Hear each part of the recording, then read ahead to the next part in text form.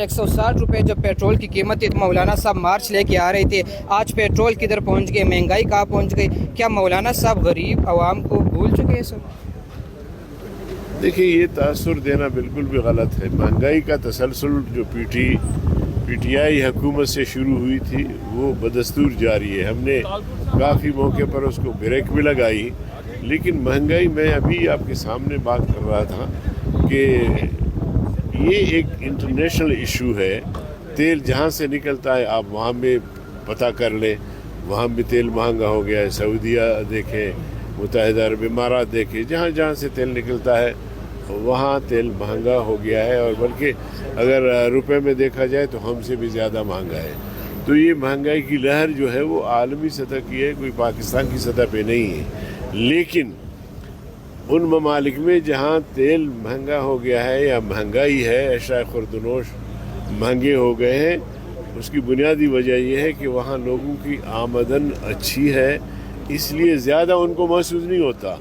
और हमारे यहाँ जो है 30 से 35% लोग गुर्बत के लकीर से नीचे ज़िंदगी गुजार रहे हैं, तो उनको तो महसूस होगा। तो इसलिए हम समझते हैं कि अगर आने वाली हुकूमत हमारी बनती है तो इंशाअल्लाह हमारी पूरी कोशिश होगी कि महंगाई पर कंट्रोल करें। सरबराह मौलाना साहब है सर, और फैसले सारे नवाज शरीफ साहब लंदन में बैठ के कर रहे हैं, तो क्या सर मौलाना साहब को एक दफ़ा फिर साइड पे करने लगे?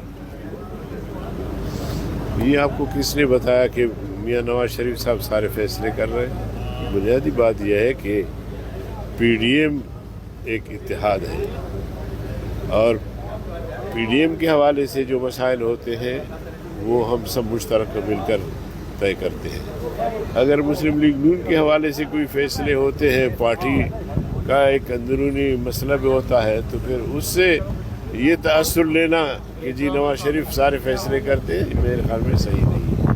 मौलाना साहब इंतखाबात वक्त पर होते हुए दिखाई दे रहे हैं? मौलाना हाँ, वक्त पर होते हुए दिखाई दे रहे हैं आपको इंतखाबात? होना तो चाहिए। सर पीटीआई की किन लोगों ने आपसे रब्ता किया है सर, नाम लेंगे? नहीं, मैं नहीं कह सकता। सर इमरान खान दोबारा प्राइम मिनिस्टर बनने जा रहे हैं, सुनने में आ रहा है। आप बना दें। निगरान सेटअप के हवाले से अब तक आपसे जो मुशावरत की गई, आपने भी कोई नाम दिए?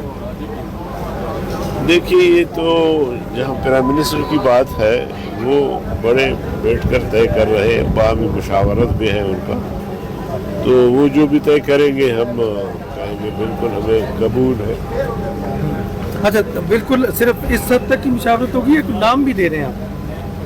ज़ाहिर नाम देंगे तो नाम के बगैर तो नहीं होगा, लेकिन उसको हतमी फैसला वही करेंगे, और अब तक हो चुका होगा, एक दो दिन में नाम भी आ जाएगा।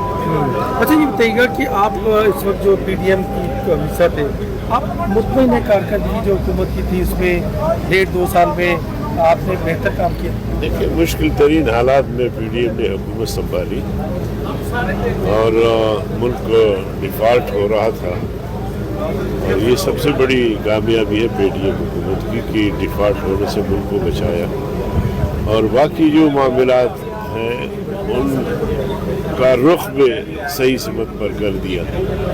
और अगर ये 2-3 साल और इस हुकूमत की उम्र होती तो मैं समझता हूँ कि काफ़ी सारे चीज़ें बेहतर हो जाती।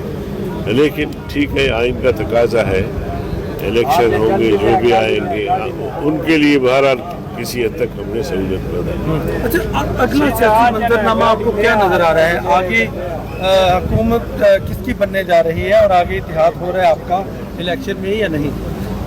देखिए, इंतखाबात के नताइज आएंगे तो फिर कुछ कहा जा सकता है, लेकिन अब वो ये कहना कबल वक्त है मेरा।